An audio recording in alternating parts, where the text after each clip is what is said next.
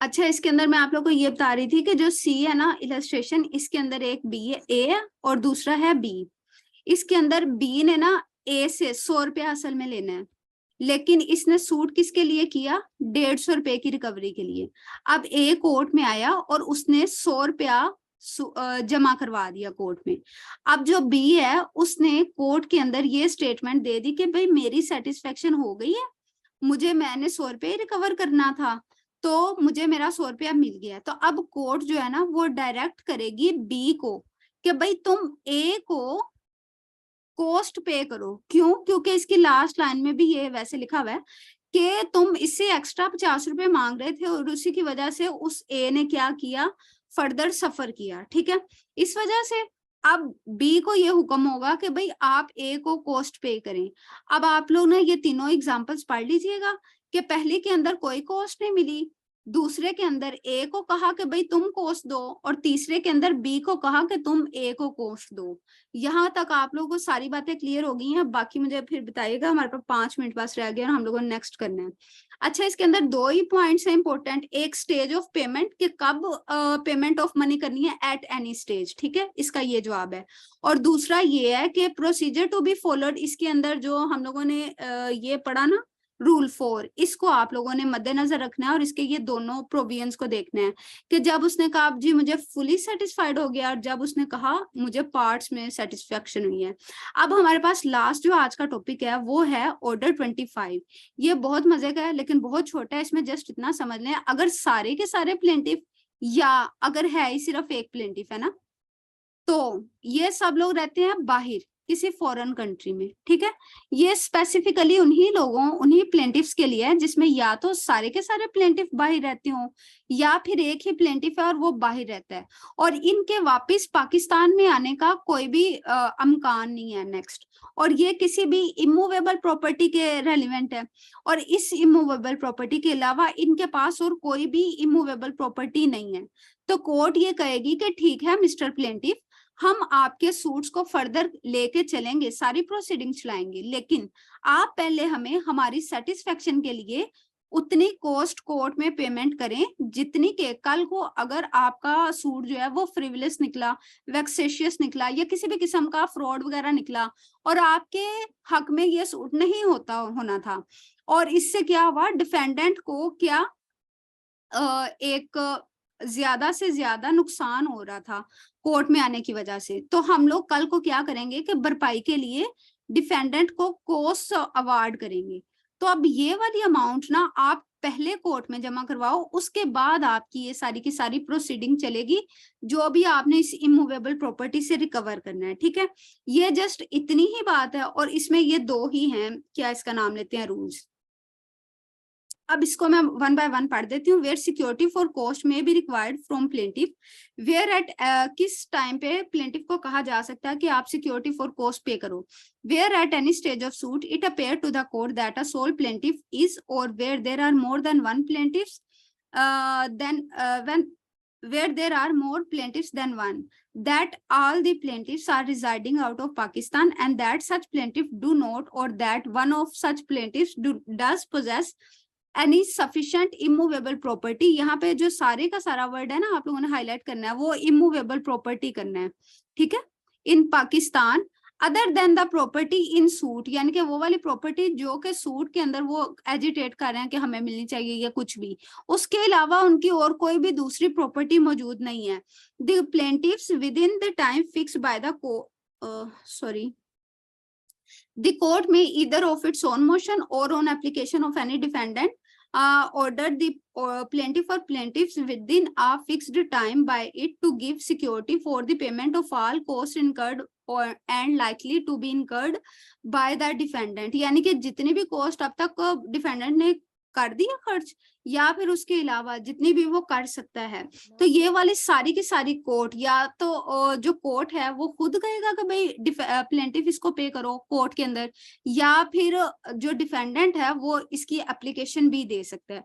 Residence out of Pakistan, अब ये वो वाला इंस्टांस है जब समझा जाएगा कि कोई भी प्लेंटिफ जो है वो कब आउट ऑफ पाकिस्तान मौजूद होगा, whoever leave Pakistan under such circumstances as to afford reasonable probability that he will not be forthcoming whenever he may be called upon to pay cost shall be deemed to be residing. अब इस word को highlight कर लें, shall be deemed to be residing out of Pakistan, ठीक है, कि अगर वो लग रहा है हमें कि कल को अगर हम लोगों ने उसे कहा भाई प्लेंटिफ आके हमें कोस्ट पे करो कोर्ट में, और वो शख्स जो है वो उसके कंडक्ट वगैरह से या उसके बाहर जाने से ऐसा लग रहा है कि वो नहीं आएगा, तो फिर कोर्ट ये कहेगा कि भाई पहले तुम कोस्ट पे करो और फिर हम लोग तुम्हारे लिए आगे चलेंगे. On the application of any defendant in a suit for payment of money in which the plaintiff is a woman, the court may at any stage of suit make a like order if it satisfies that such plaintiff does not possess any sufficient immovable property within Pakistan. अच्छा, ये इस चीज की clarification के लिए है क्योंकि बाज औकात नहीं बल्कि मोस्ट ऑफ द टाइम ज्यादा वक्त ना हमारे लॉ के अंदर प्रोटेक्शन हासिल होती है फीमेल को. अच्छा, ये काम आदमी कर सकता है और ये फीमेल नहीं, तो इसमें यहाँ पे उन्होंने कैटेगोरिकली मेंशन कर दिया कि अगर फीमेल भी होगी और वो भी प्लेंटिफ होगी और वो भी बाहर रह रही होगी, उसकी भी कोई प्रॉपर्टी पाकिस्तान में मौजूद नहीं होगी, तो उसको भी कोर्ट उसी तरीके से ऑर्डर कर सकता है जिसके तरीके से वो किसी मेल को कर सकते हैं order. Effect of failure to furnish security in event of such security not being furnished within the time the court shall make an order dismissing the suit. अब इस चीज को आप लोग हाईलाइट कर लें, अनलेस द प्लेंटिफ और plaintiffs are permitted to withdraw therefrom. अब कोर्ट ने क्या करना है कि अगर उस शख्स ने उसकी सिक्योरिटी ही पे नहीं की तो कोर्ट क्या करेगी, डिसमिसल कर देगी, यानी कि सूट को डिसमिस कर देगी, या फिर तब तक के उससे पहले कि अगर प्लेंटिफ ने इस ऑर्डर ऑफ डिसमिसल आने से पहले पहले उस सूट को विड्रॉ नहीं कर लिया. ठीक है, यानी कि या तो प्लेंटिफ जो है वो खुद विड्रॉल कर सकता है, और वो किसके तहत अभी हम लोगों ने पढ़ा ऑर्डर 23 रूल 1 के तहत, और या फिर कोर्ट जो है वो डायरेक्टली करेगी डिसमिस द सूट. और where a suit is dismissed under this rule the plaintiff may apply for an order to set aside dismissal set aside, and if it is prove to the satisfaction of court that he was prevented by any sufficient cause from furnishing the security within the time allowed, the court shall set aside the dismissal upon such term as to security, cost or otherwise. यहाँ पे ये तीन चीजें आप इन तीनों को भी highlight कर लें. as it think fit and shall appoint the day for proceeding of the suit. अच्छा, अब इसमें वो ये कह रहा है कि अगर किसी का सूट डिसमिस हो गया तो अब वो शख्स क्या करे, तो इसकी रेमेडी भी उन्होंने इसमें अंदर ही दी हुई है कि उस शख्स ने कोर्ट में आना है और वहां पे आके एप्लीकेशन देनी है, और एप्लीकेशन के साथ उसने देनी है सफिशिएंट कॉज, और इसका आप लोगों को पहले ही पता वाइडर टर्म होती है, और कोर्ट ने फिर उसको वो टाइम अलाउ करना है कि ठीक है तुमने तब सिक्योरिटी जमा नहीं ना कोर्ट में करवाई थी, लेकिन अब तुम कोर्ट में सिक्योरिटी जमा करवाओ. और फिर क्या होगा, अगर उस बंदे ने ये सिक्योरिटी जमा करवा दी तो वो जो उसका ऑर्डर ऑफ डिसमिसल है ना उसको खारिज कर दिया जाएगा और उसका सूट वहां से ही चलना शुरू होगा जहां से वो पहले रुका था. और इसके अंदर ये सेटिंग असाइड करने के वक्त कोर्ट सिक्योरिटी, कॉस्ट या उसके अलावा कोई और कंडीशन, ये तीनों काम रख सकती है. The dismissal shall not be set aside unless the notice of such application has been served on the defendant. ये एक जनरल रूल है, वैसे भी जितनी भी एप्लीकेशंस आती हैं दूसरी पार्टी को ना उसका नोटिस जाता है. तो इसमें वो ये कह रहा है कि सेटिंग असाइड ऑफ किसी भी शख्स ने कोर्ट में आके application for setting aside for the order of dismissal दी है, तो ये तब तक इस सूट के पुराने ऑर्डर को डिसमिस नहीं किया जाएगा जबकि जितनी भी बाकी की पार्टीज थी ना, यानी कि जितने भी डिफेंडेंट्स थे, उन सबको इस चीज का नोटिस नहीं चला जाता कि भाई ये वाला शख्स वापस कोर्ट में आया है और इसने आने के बाद ये फला एप्लीकेशन दी है फॉर सेटिंग असाइड, तो अब ना आप इसको आके देखो, कंटेस्ट करो, क्योंकि कंटेस्ट के बगैर वो एडमिट ही नहीं हो सकती. इसके लिए भी आप लोग के पास तीन ही रूल हैं, तीन ही सवाल है. पहला सवाल वही कि कितने रूल हैं, इसमें 2 रूल हैं. Who will be responsible to deposit such security as a cost, वो वाले प्लेंटिफ जो बाहर रहते हैं फॉरेन कंट्री में या जो अभी जा तो रहे हैं लेकिन उनका पता नहीं कि वो कल को अगर उनको कॉस्ट पड़ रही है तो हम उनसे रिकवर कर सकते हैं या नहीं. Why is it necessary to deposit such security in the court, वो इस वजह से क्योंकि कल को ये हो सकता है कि ये लोग झूठा क्लेम करके यहाँ पे डिफेंडेंट पार्टी को फंसा जाएं, तो फिर उनका भी तो ग्रीवियंस वगैरह रिड्रेस करनी है ना, तो इस वजह से वो एक श्योरिटी ले रहे हैं कि हाँ अगर इसने इतनी बड़ी सम कोर्ट में जमा करवाई है तो इस सूरत में क्या नाम लेते हैं ना, ये बंदे का डेफिनेटली कोई सही क्लेम होगा. जस्ट इस चीज को इंश्योर करने के लिए. आप लोग का कोई सवाल है तो प्लीज बता दे, अदरवाइज हम लोग 3 मिनट लेट हो गए हैं. मैडम ये लास्ट जो ऑर्डर 24 पड़ा है उसकी इलस्ट्रेशन है ए, मैडम वो काइंडली रिपीट कर दीजिएगा। अच्छा, इलस्ट्रेशन ए में ये है सिर्फ कि जो हमारे पास एक ए है और एक बी, ठीक है, एक ए है और दूसरा है बी। बी ने ना ए से 100 रुपया लेना है, यानी कि ए ओज 100 रुपीज फॉर अमाउंट बी के लिए, ठीक है।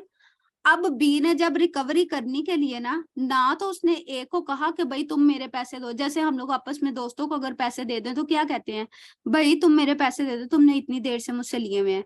या दूसरी सिचुएशन ये हो सकती है कि उसने कभी इस तरीके से डिमांड ही नहीं की कि उसको कोई ना कोई डिसएडवांटेज होता। मिसाल के तौर पे ये 100 रुपया था, उसने इस 100 रुपये को ना किसी स्टॉक मार्केट में लगाना था, उसने कोई शेयर खरीदने थे और मेरे पास सिर्फ ये 100 रुपया ही था जो मैंने उसको दे दिया। अब अगर मुझे ये पता है कि ये वाली जो मार्केट है ना, स्टॉक मार्केट का ये वाले पर्टिकुलर शेयर हैं, इनकी तादाद दिनों में बढ़नी है।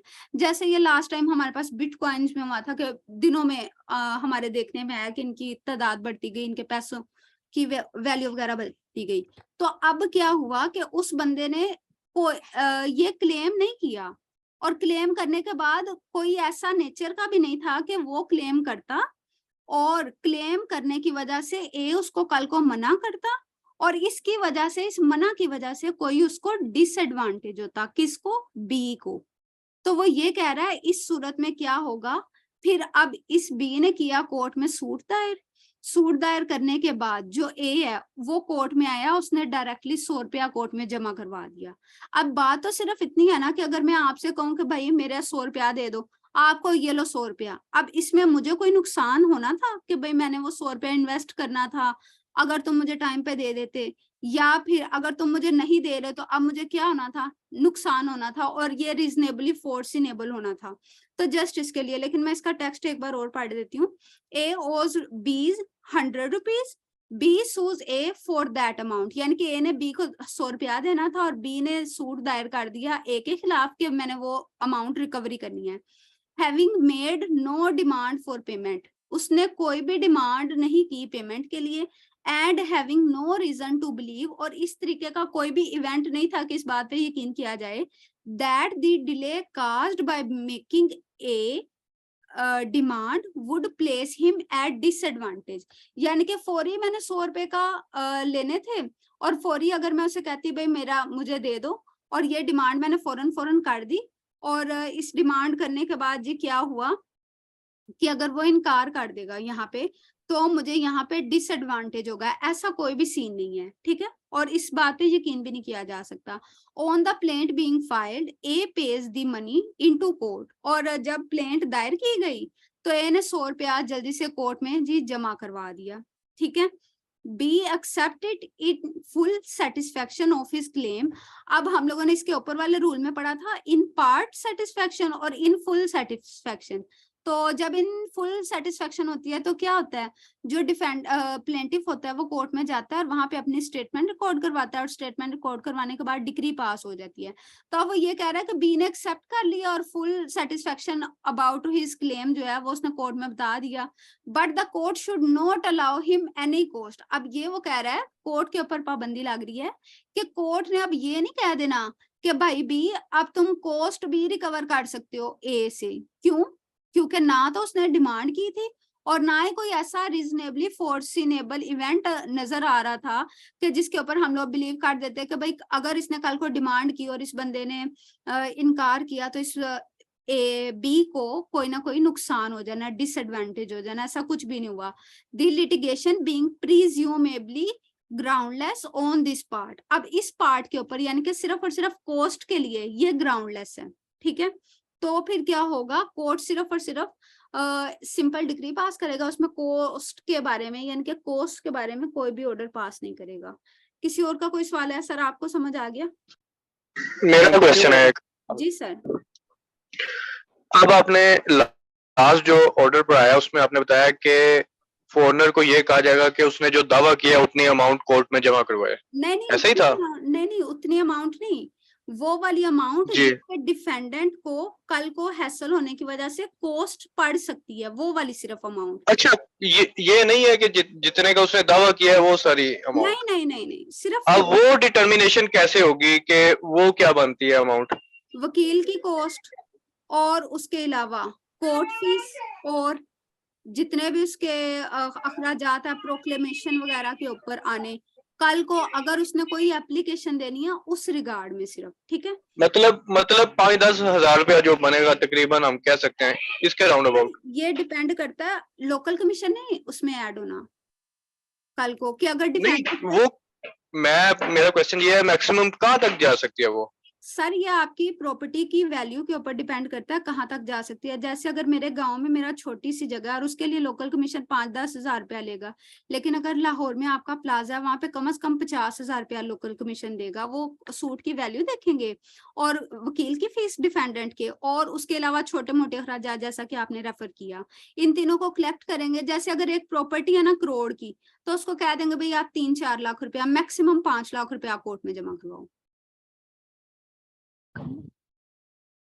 ये जस्ट सिक्योरिटी है, क्योंकि करोड़ रुपए के लिए आप लोग वकील भी तो कोई 2000 वाला 5000 वाला नहीं ना करोगे।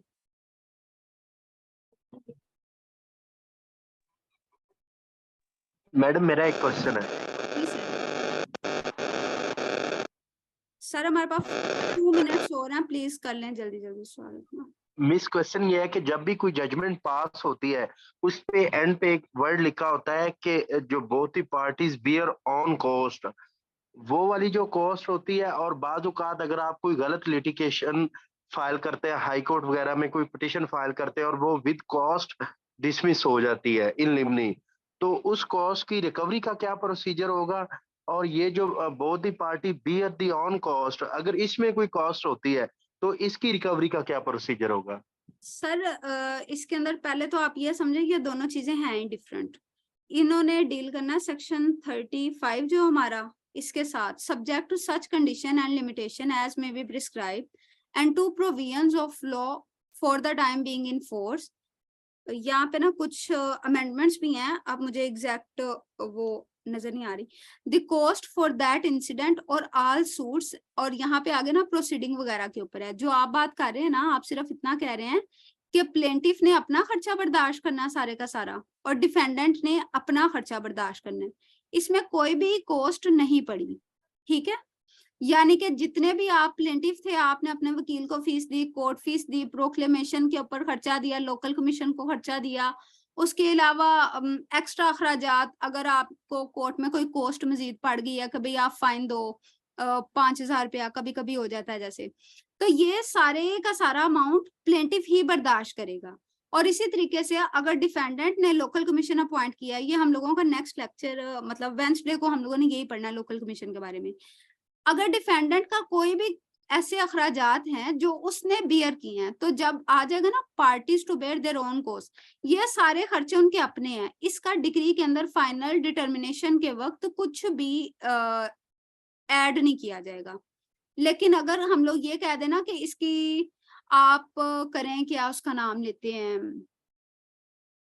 कॉस्ट डली प्लेंटिफ को 1 लाख रुपया, तो फिर कोर्ट ने जिस तरीके से सेटिस्फेक्शन ऑफ डिक्री करवानी है ना, यानी कि recovery of money from the plaintiff from the defendant करवानी है for execution of the plaint, उसी तरीके से फिर साइमल्टेनियसली कोर्ट प्लेंटिफ को कहेगी कि भाई वो तो एग्जीक्यूशन में जा रहा है, तुम भी कोर्ट में ये पैसे जमा करवाओ। और इसके लिए आपको पता ही है, जब कोर्ट में खड़े होते हैं, हाई कोर्ट की तो जैसे आपने बात की है, वो खड़े खड़े ही निकलवा लेते हैं अक्सर, अगर हो तो वो रीडर साहब को दे देते हैं, उसके बगैर तो वो ऑर्डर भी नहीं सही पास करते। और अगर क्या नाम लेते हैं कोई बड़ी अमाउंट हो तो फिर उसको एक डेट दे देते हैं गालबन।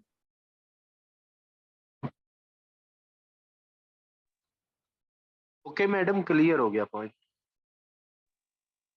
अगर आपको इसके ऊपर मजीद चाहिए ना कोई, तो वो मैं आपको एग्जैक्ट 5-6 केसेस का बता दूंगी, लेकिन नेक्स्ट लेक्चर में। आप मैडम गुले ना के क्वेश्चन का आंसर कर सकती हैं? सर मैडम गुले हनान क्या वो ना चैट में उन्होंने लिखा। मैम, पेमेंट मेथड वाला ऑर्डर जो पहले किसी अमाउंट केस के लिए है, वो भी रिफंडेबल है। और कॉस्ट ऑर्डर ओवरसीज के लिए है सिर्फ पेमेंट मेथड वाला ऑर्डर जो पहले किसी अमाउंट केस के लिए है वो भी रिफंडेबल है। मैम रिफंडेबल से मुझे आपके समझ नहीं आई। कॉस्ट रिफंडेबल कब होती है? रिफंडेबल का मतलब ये होता है कि मैंने एक बार कोर्ट में पैसे जमा करवा दिए ना, तो उसको वापस क्या मैं ले सकती हूँ? अगर आप मुझसे ये पूछ रही हैं ना कि मैंने कॉस्ट जमा मैडम करवा दी, तो सॉरी इस केस में सॉरी सॉरी मैडम, उन मैडम का ये क्वेश्चन था कि ये जो सिक्योरिटी फॉर कॉस्ट है, ये जो फॉरेनर ने पे करनी है अगर उनकी इधर कोई भी इमूवेबल प्रॉपर्टी है, तो उसके अगर वो सूट करना चाह रहे हैं, तो उन्होंने जो कॉस्ट सबमिट करवानी है, मैडम पूछ रही थी वो रिफंडेबल होगी अगर उनका सूट ठीक होगा तो? हाँ जी, अगर उनको डिग्री उनके हक में पास हो गई ना, तो फिर ना वो रिफंडेबल हो जाती है। और इसको ना हम लोग अक्सर वर्ड यूज करते हैं payment of cost under protest, कि अच्छा मैं तुम्हें कोर्ट साहब पे कर रहा हूँ अभी, लेकिन अगर कल को मेरा बनाना क्या नाम लेते हैं मेरे हिस्से में डिग्री आ गई तो मैं इसको वापस लूंगी। तो इसके लिए वर्ड है अंडर प्रोटेस्ट पेमेंट करना। वो मेरा क्वेश्चन, मेरा इंटरनेट चला गया था, वो पोस्ट कैसे तयन करेंगे कि कितनी होनी चाहिए, वो आपने कुछ बताया था, मेरा इंटरनेट चला गया था। सर वो डिग्री के लास्ट पे ना जैसा आप सारा लिखेंगे, ये मैं आप लोग को नेक्स्ट क्लास में बताऊंगी क्योंकि 1:15 हो गया। मैं आप लोग के साथ ना अभी कोई डिग्री ढूंढ के सेंड करती हूँ, वो एक टेबल बना होगा, जस्ट उतना ही सही आप लोगों के साथ सेंड करूंगी। उसके अंदर ना लेकिन फॉरेनर ने तो डिग्री से पहले पेमेंट कर लिया ना, उसने तो आप मुझसे पहले करना फॉरनर है का सब कुछ। पूछ रहे हैं। फॉरनर का इस जी तरीके जी से होगा कि क्या नाम लेते हैं, अगर प्लेंटिफ ने सूट दायर किया है ना और दूसरी साइड से एप्लीकेशन आ गई है, तो वो खुद ही बताएगा कि जैसा मेरा ये सूट जो है इसकी वैल्यू प्लेंटिफ ने कितनी लगाई हुई है, 1 करोड़ रुपया, मेरे वकील साहब की इतनी फीस है और मेरे दीगर अखराजात छोटे मोटे इतने हैं, और मैं खुद से लोकल कमीशन अपॉइंट करवाना चाहता हूँ। और अब आप ऐसा करें कि मेरा लोकल कमीशन की जो फीस है, जैसे फर्ज करें कोर्ट ने कर दिया, चलो ठीक है भाई मैं आपके 50,000 रुपया करता हूँ, अब उसको प्रूफ ये चाहिए कोर्ट को कि इसके वकील की फीस कितनी होगी। वकील की फीस जी मैंने दी हुई है 5 लाख रुपया, ठीक है, क्योंकि बड़ी प्रॉपर्टी और वकील प्रॉपर्टी के केसेस में ज्यादा ही फीसें लेते हैं। तो 5 लाख जमा 50,000, ठीक है, और इसके साथ कोई 10,000 एक्स्ट्रा लगा लें कि छोटे मोटे अखराजात जिनको हम लोग कहते हैं आम जुबान में, जैसे क्लर्क वगैरह को देना या इस तरीके से, ठीक है। अब मैंने बतौर डिफेंडेंट कहा कि जैसा मैं इस केस को आगे परजू तब करूंगा जब मुझे ये 5,60,000 रुपया कोर्ट में प्लेंटिफ जमा करवाएगा, ठीक है। अब कोर्ट ये देखेगा कि क्या इसका वाकई इतना रीजनेबल है अमाउंट या नहीं है। अगर तो इसकी अमाउंट रीजनेबल है ना, तो कोर्ट फिर प्लेंटिफ को ऑर्डर करेगी कि आप ये 50 लाख रुपया और 60,000 रुपया जमा करवाओ कोर्ट में।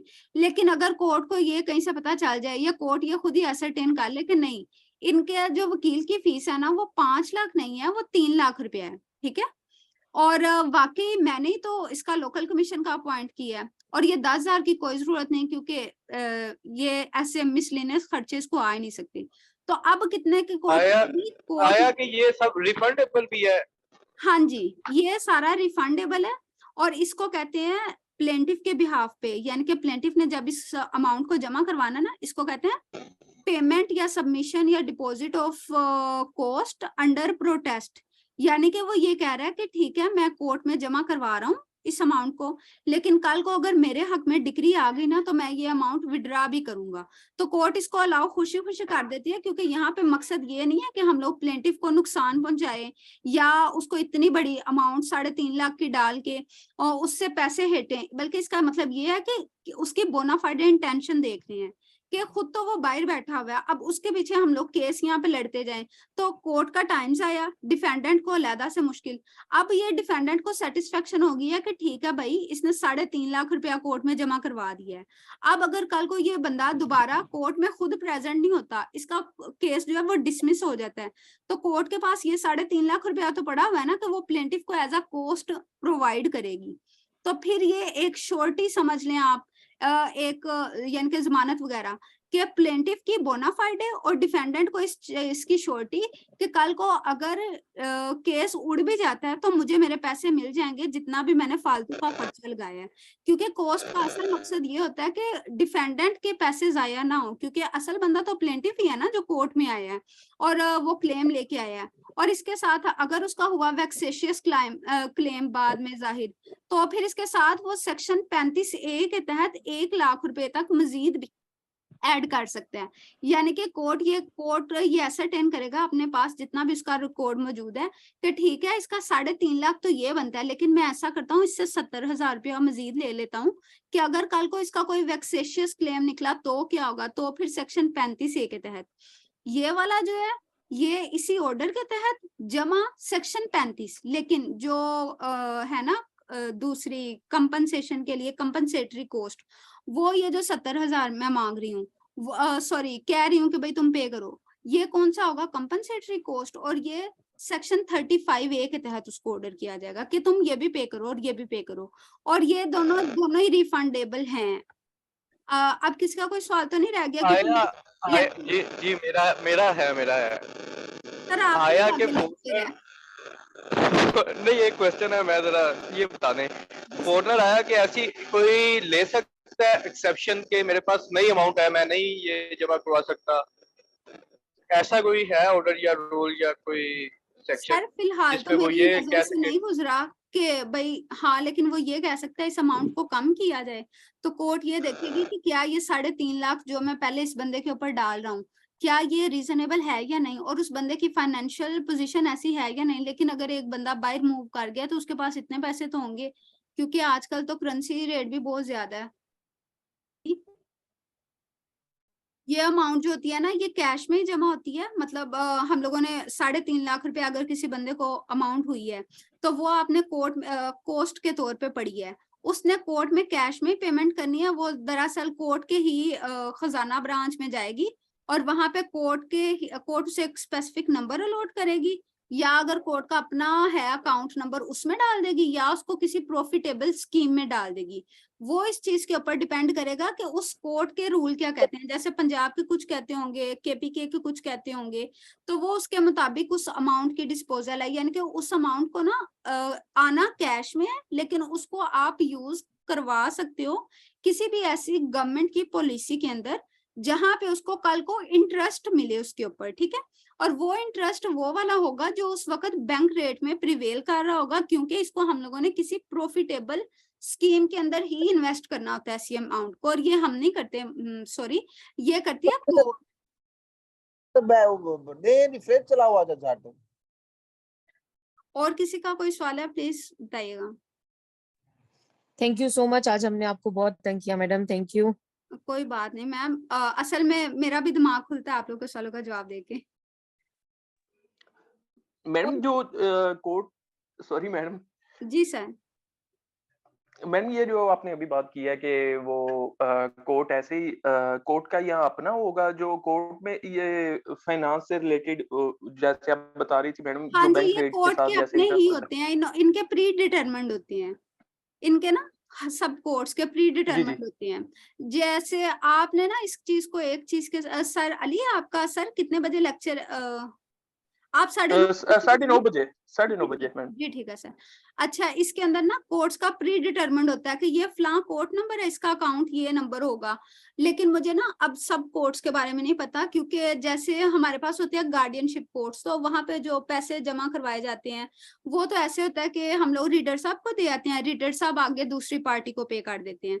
लेकिन ये स्पेसिफिकली सिविल मैटर है। अब अगर हम लोग स्पेसिफिकली इसी केस को पकड़े ना, पेमेंट इनटू कोर्ट, तो इसका ये मतलब है कि अब ये नहीं पता कि हमारा सूट कब तक डिक्री होगा, या फिर हमारा सूट जो है वो डिसमिस होगा, या हमारा जो प्लेंट है वो रिजेक्ट होगी। अब ये डिफरेंट स्टेजेस के ऊपर, ठीक है। तो अब क्या है, इसको किसी भी कोर्ट ने ही प्रॉफिटेबल स्कीम के अंदर इन्वेस्ट करना है, और वहां से जो इसको इंटरेस्ट लग रहा है ना इस अमाउंट को, वो अल्टीमेटली जब प्लेंटिफ रिलीज करवाएगा ना, वो वाली अमाउंट जो है वो फिर रिकवरेबल होगी बाय द प्लेंटिफ। और ये ऐसे नहीं मिल जाती, इसके लिए आपने पहले कोर्ट में जाना है, कोर्ट में जाकर दरख्वास्त देनी है for withdrawal of that sum that has been deposited in the form of protest, और उसके बाद फिर कोर्ट अलाउ करेगी।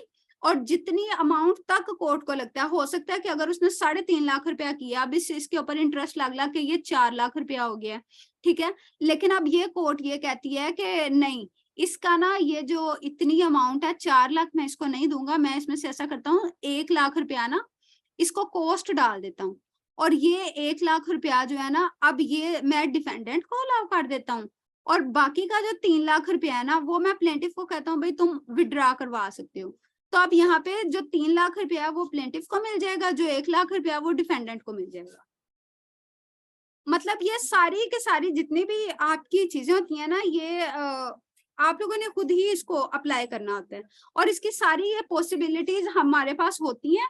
वो इसलिए एक तो हम लोगों ने केसेस देखे होते हैं थोड़े बहुत, दूसरा हमारे पास हम लोगों ने कोई ना कोई केस लॉ पढ़ा होता है इसके ऊपर, तो उससे ना आप लोग थोड़ा सा केस लॉ भी पढ़ा करें। मुख्तलिफ वेबसाइट्स के ऊपर हमारे पास मिल जाते हैं, अदरवाइज लाहौर हाई कोर्ट और सुप्रीम कोर्ट की जजमेंट्स इनकी वेबसाइट्स के ऊपर ही होती हैं, और उसके अलावा केपीके की भी मौजूद होती हैं, इस्लामाबाद हाई कोर्ट की भी मौजूद होती हैं। मतलब आप ना रोज की चाहे एक ही पढ़ लिया करें, चाहे आधी पढ़ लिया करें, इससे ना आप लोगों की बड़ी मतलब डेवलपमेंट होगी।